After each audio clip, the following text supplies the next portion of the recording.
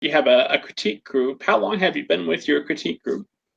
Well, I just moved to Tennessee, I guess about close to 4 years, and I got the critique group not too long after I moved, but I've always tried to belong to a critique group. Anytime I move to a new area, which I've moved a lot, for my husband's job, but anytime I move to a new area, I usually go to the Society of Children's Book Writers and Illustrators, scbwi.org. And if you don't belong to that and you write for kids, you should definitely belong to that, scbwi.org. And they will actually connect you with the critique group in the area that you're going to before you're even there. So that's always a big help.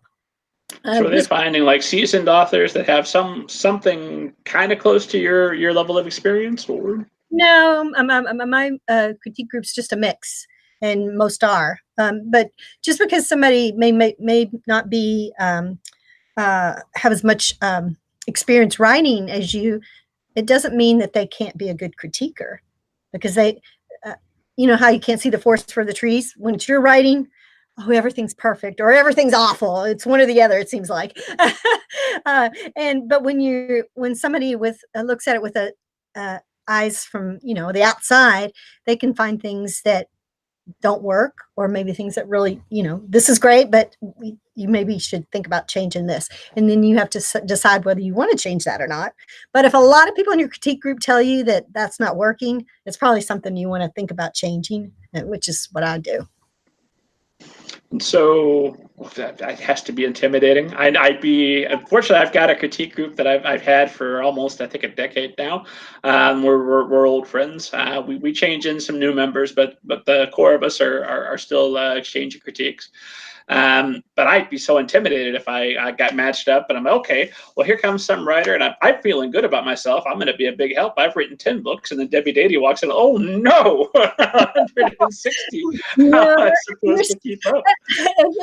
Every book is a new experience. It's every book every new project is scary because it's the unknown. So I think we all look at it that way. We're all just trying to help each other be better writers.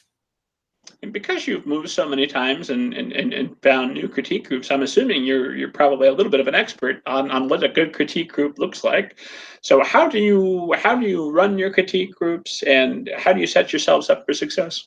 Well, we have a call for manuscripts 2 weeks prior to our meeting. We just meet once a month. Sometimes I wish I could meet every week, but people work and life goes on. Plus you have to get ready for that next critique. But we meet once a month, and 2 weeks before we do a call for manuscripts. So within hopefully that first week, you get your 13 pages or less sent out, and we read them ahead of time and make suggestions and comments of what we think would make the story be better. And then we bring that to the meeting. And I'm lucky because we meet at my house, so I don't have to go anywhere. Nice. We go just kind of around in a circle saying, okay, whoever got theirs in first gets the first critique, and we'll tell them what works, what doesn't work, and suggestions maybe for how it could be better. And the rule is supposed to be that you don't say a word while you're being critiqued, because you don't get to say a word to the editor. You don't get to say to your editor, oh, well, what I meant was, no, you have to stand on what's written on the page. And so we try to be quiet while we're being critiqued, and then we take that back to our computer and the next day, and we decide what we're going to change and what we're going to keep, and what advice we liked and what advice we didn't like. That's a good rule. The person being critiqued not being able to speak. That's a rule I'm very heavy on enforcing. That's a good one. Yeah. Especially when it's me, because I want to lawyer my stories. Like, no, you didn't understand my secret genius. Let me explain it to you now. Like I said, you don't get to tell them, if your book is published, you don't get to tell the reader what you meant. What your story is just what's on the page, and so you have to go with that. Yeah, for better or for worse. So how many people are we talking? What's a good size critique group? Well, my critique group has just 4 people.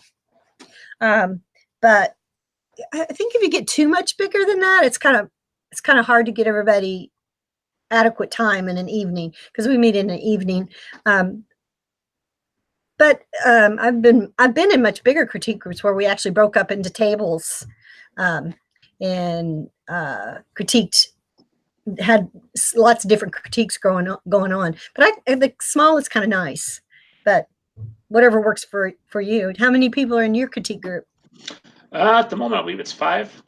Yeah, I think 4 or 5 is probably a good number.